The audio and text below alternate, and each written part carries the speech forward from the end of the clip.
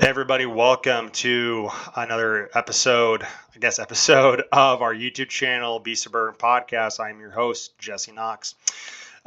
Today I'm doing something kind of fun for me. I'm dorking out on the website Soul Survey. Thought I'd do a screen recording, and hopefully we can use this tool to help you, everyone else in the future.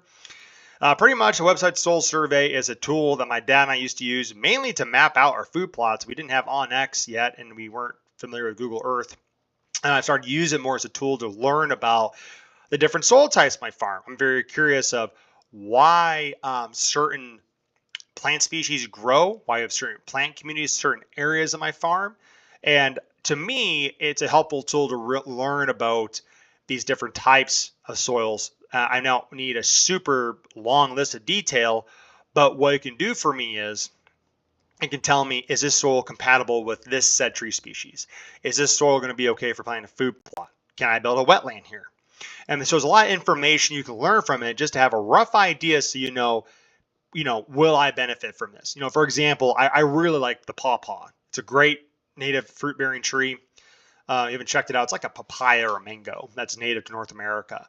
And I tried planting some, and the soil type was right, but it needs a lot of fertility. It's a very picky tree, and there's more information on that you can do your own. I'm not going to dig myself a hole by explaining too much about it. I'm not super familiar with, but now I know why it died. I had moderately well-drained soils. You need very well-drained soils and a lot of high pH, high fertility. Very demanding tree. So let's start in. So you can go to Google or whatever your browser is and type in website soil survey or just web soil survey. Hit start. And I'm not going to go step by step, but essentially this is my farm, and how you pick this, you'll come to this tab here, area of interest. If it takes me from the beginning, we can go over this real quick. Give it a second to load. There it is. Okay, so you're going to click on, well, here's a couple other options. If you want to zoom in to have a very specific area, hit this button. You'll get a magnifying glass. You can click. It will take you in. If you've gone too far in, you click too many times, you can go zoom out, take you out. This button here, you can grab, and it will, the thing is, every time you move it, it will load a new screen, because it's like, every time you move it, you're uploading another part of the map that's on your screen. So I try to just do my farm. This is an area of interest just for a rectangle or a square. If you have a simple square farm, simple area, like maybe just a square food plot. And this is, I think, like a line distance tool. Like it's kind of similar to Google Earth. And this is the polygon version, which you have more than 4 points. You need that tool. So then you will click, drag your line along here till you have this zone picked out. You'll double click when you have your shape. I'll bring up this option here. Go to soil map, this tab right here. My Wi-Fi is very low right now. I'm in the very far corner of my house because the only place my recording equipment's at, and it's my personal sauna. I need air conditioning up here. Anyway, so here's the list of all the different soil types on my farm. And it's very helpful because you see in a few years in my conservation stewardship program contract, in the last year of the contract, I'm planning doing tree planting. It's a pretty small tree planting. We have a lot of tree species currently here, mostly cedar, white mulberry, honey locust, scattered oaks throughout the farm, different mott's across the farm. But they're just having me do 25 trees an acre. The cost is great if I want to get more diverse trees that are native to our area. They're kind of rare to find. The more rare the tree, a bit more money per tree. And also I can get tubing, tree tubes, stakes for the tree. Hell, probably have enough money for pre-emergers if I need to. So let's pick and choose some different soil types here. So let's pick this one, 132C2. Over here, this is it right here, Weller Silty Clay Alum. Okay, so we're going to go over to, we're at one called Nottoway, but let's just kind of do start to finish. I might have in my search history here, 131, there we go. Get back here. Silty Clay, Weller Silty Clay Alum. So it's going to type that in to your browser. USDA.gov will pop up. It should. Here's the Weller series. And here it says, the Weller series consists of deep, moderately well-drained, slowly permeable soils formed in loess. Is it loess? I think so. Formed in loess on uplands and high stream benches. Interesting. So pretty much this doesn't mean a whole lot to me. It kind of would mean more to a soil scientist if I want to have a more exact plan. over here just mainly tells me deep, moderately well drained. So if you wanted to plant trees like, let's say black walnut or some kind of pecan or some kind of chestnut, that's like hybrid chestnut, that needs that well drained soil, you sure can pull that off. But let's go back over here and talk about this soil type down here, which we'll talk about here in a second, about wetlands. This 520 and 520B. These two are called a Copic soil. Copic. I'm actually not too far up from town called Copic. Okay, so we'll come back over here. I wish you can click on it, but it doesn't tell you exactly what it means. So here we go. Okay, click on that. Copic series consists of very deep, poorly drained soils formed in silty alluvium. I don't know what that means. It doesn't matter. Point is, it's very deep, poorly drained. So there's unlimited to what kind of trees I plant down there. Now, what's kind of unique is, let's see. Let's try to see how I want to go with this. There's two different things going on in the soil type. So, not only am I doing tree planting in this area in a few years, but all these fields here are in CRP. These down here are in a CP23 wetland. They have changed the rules, and I need to have a wetland in my next contract. We'll talk about that. But I'm also allowed trees. Wetlands are, the CP23s are a lot of certain percentage of, natural trees. I don't know the percentage number top of my head. But also, when I re-enroll, I'm going to ask, I would like to plant trees. I want to encourage woodcock and snipe and other kind of animals of that nature in my wetland. And I don't know how many trees I'm allowed. It might be a couple acres. It could be a thin plant across the whole thing. I have no idea. Don't quote me on that. So, if I was going to plant trees in this area, I know this soil type over here, let's say it was a couple trees per acre. I don't know. Let's just say that.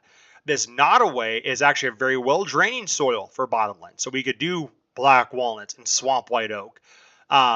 Maybe some maple if I really wanted to. I wouldn't want to plant maple down here because they spread very easily and they can become too pioneering and become a problem in CRP setting, trying to keep a minimal amount of trees off. Like in this practice, a CP25, I'm allowed no trees up here. So I got to be, that's why I burn often to keep the trees at bay. But down here, they know wetland trees like your box elder, your silver maple, your cottonwoods are very prolific. So that's kind of a problem. And despite burning often, you still might get a good colony of those trees going there. So, but if I want to plant trees, I know I could do oaks and walnuts over here. But what could I plant in an area that has very poor draining soils?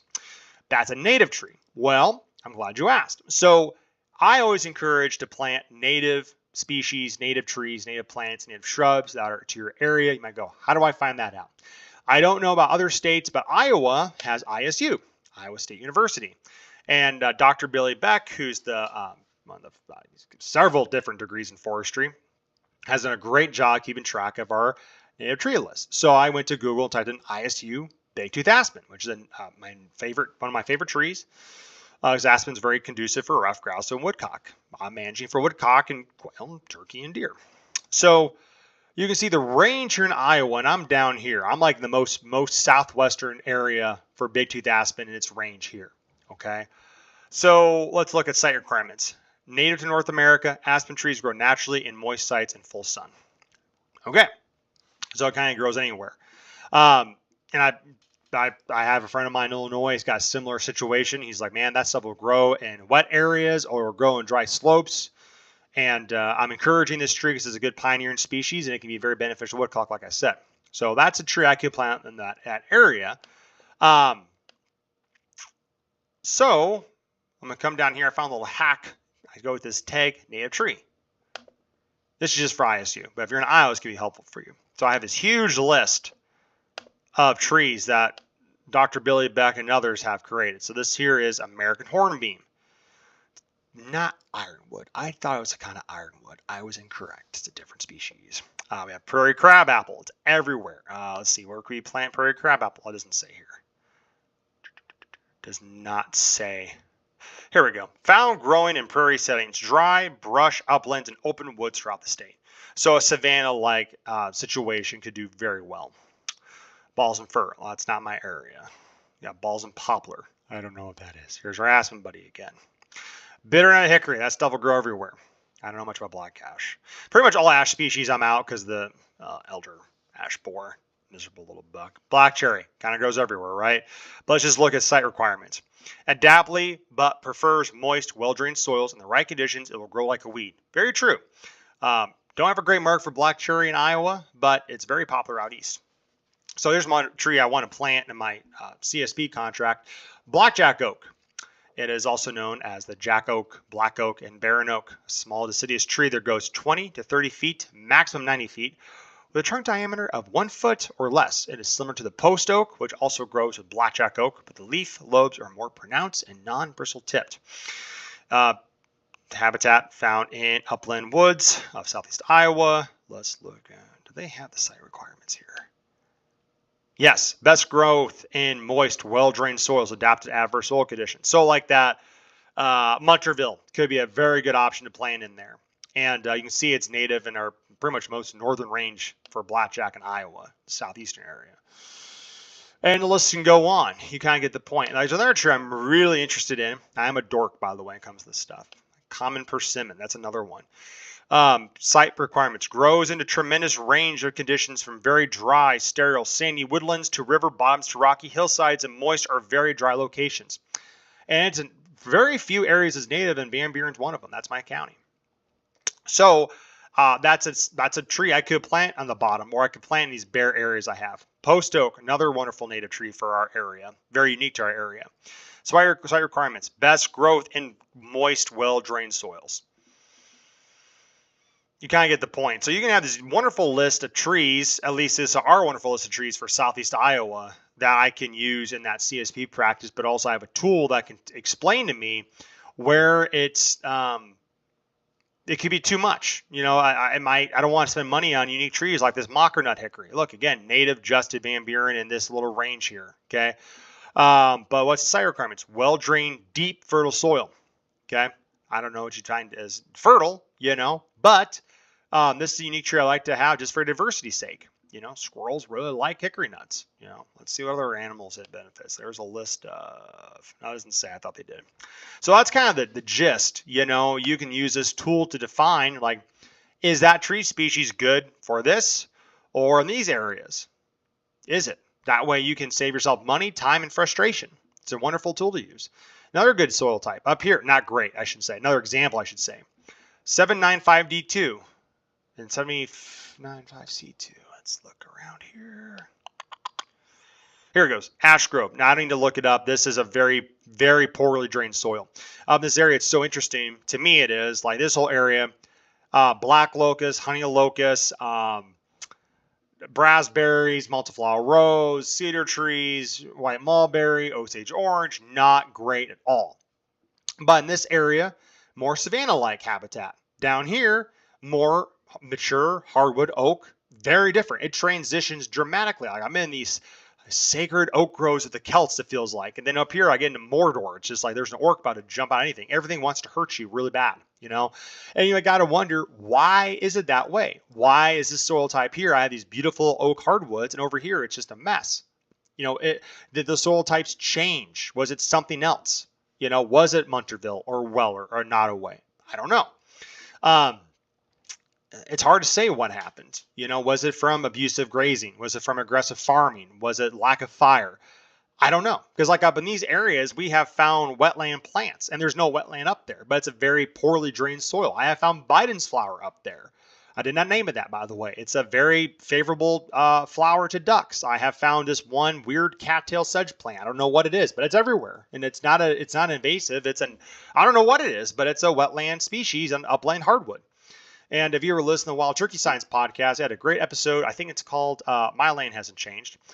You've changed. I haven't changed. It has a great episode with Dr. Marcus Lashley and Dr. William Galsby. They're explaining that a lot of pyrophytic sites, fire-dependent sites, have turned to mesophytic sites, more wet-dependent, especially out east. You know, fire used to be the main ecological regime across the country, across the continent, and it's changed because we've stomped out fire. And those oak hardwoods are now becoming more wet.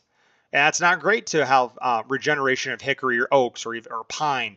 They need fire to help those that oak regeneration. Gets the leaves burned off, the acorns touch the soil a lot more effectively, and have a taproot, or it might help a squirrel dig a little easier, But also we encourage and discourage shade tolerant species, but encourage fire dependent species, and encourage just better diversity overall. Native flora really dependent on fire. So anyway, it just like you have to wonder, why is this change? Why are these soil types so vastly different in such a small area? It's only 130 acres, but there's over a dozen, 18 different types of soil types in a small area. I just find it interesting, and I think we should have an intimate relationship with our land. We need to understand why it's changed. Can we fix it? Is it a problem? These are questions for soil scientists, and there's all kinds of soil scientists at your local office that care about this stuff. The one I know, he's very passionate about soil health and no-till and regenerative agriculture. Like, hey, what do you think? This actually, believe it or not, guys, this 40 right here was all pasture. I noticed my neighbor, she had a picture of her place. She no longer lives there, and as an aerial photograph in the 70s, and this was all open. There was no cedar trees. There was no black locust. It was barren. It was just open grassland. And that tells me a lot. So I find that very interesting. Now, we're going to talk about one more thing, and I think I'm being summoned. Give me 1 second. I don't dare stop. Oh, okay. We're all right. So I mentioned about my CP23, and this is another great, wonderful tool that you can use to lost my train of thought, guys. I apologize. Use to determine my CP23. I'm back up. I apologize. CP23 wetland. I might be required to have a wetland. It give you a rough idea. Are these soils have a higher hydraulic rating? Well, let's go to this tab. Excuse me. So this is all the hydraulic ratings of the farm. So you're going to go to Soil Data Explorer, click on Suitabilities and Limitations for Use. These tabs pop up. You have Land Classifications, Hydric Rating by Map Unit. And being this area is in the wetland program, this is a high hydric rating. But it's interesting, over here is also a high hydric rating, which explains why I'm finding wetland species. There's actually a little tiny wet hole right there. It's like an old buffalo waller. I find that so interesting, guys. I'm like, what has happened? But anyway, this is not, I can't go to NRCS or FSA and be like, hey, the Web Soil Survey says I can. Like, well, we got to send scientists out there to test it. But this gives you a rough idea, like, oh, I might anticipate building a wetland. Now, this whole area probably will not be a wetland. More likely it will not. But what it will tell me is there's actually little pockets down in here that actually, what's right, wormies in here? They hold water. Like, I burned all this. Shoot. Let's back out of that. Well, you get the gist, right? Well, I have a better idea. Let's just do this. But that whole area, yeah, man. There's, I burned it back this spring, and there's standing water in little pockets. We really were not having great success with any of that stuff at all, man. Oh, geez, it took me somewhere totally else. Well, oh, here I am. Here I am. I apologize for that. And I'm too lazy to edit this out. Just enjoy the journey. Anyway, so yeah, this whole area right here, folks. I mean, we might have an 2 acre wetland built. They're not very deep, like 12 inches. So that's a good tool. But, like, look at this area over here. Look at the difference. Like, this higher the green, the lesser the amount of hydric ratings. So 65E2, that was a really good one. Up in this area, okay, it's pretty much zero. We go to this 220, it is a 15% rating. So, it's moderately drains. It drains pretty well, but it's still better than this. So point is, you can use this tool to determine. And even if you're doing really well for yourself, you're like, I don't want to work with the government. I make plenty of money. I was building my own wetland. Hire soil scientists or go work at NRCS. Even if you don't want to use the cost share thing, if you want, like, I'm going to put a wetland in, by God. Well, get a whole soil scientist to confirm this theory. That's okay. Let's go put one in. Work with Ducks Unlimited. They'll just give you more resources to help you achieve these goals. But it's just a wonderful tool to give you a rough idea. Like, is this particular tree good in this area? Is this a good area for a wetland? Is this a good area for a food plot? And other things as well. There's all kinds of wonderful things on here. I mean, there's forest stuff, irrigated capability, I know there's about construction materials, building site development, all these wonderful tools you can use at your disposal and you can learn from. You don't need to be an expert in all these things, but you can at least use it to your advantage to know where you're going from here. Now, like I said earlier, we need to have an intimate relationship with the land we manage and own. It's not ours. It is just our turn. Everybody, thanks for watching. Hope you found this useful and take care.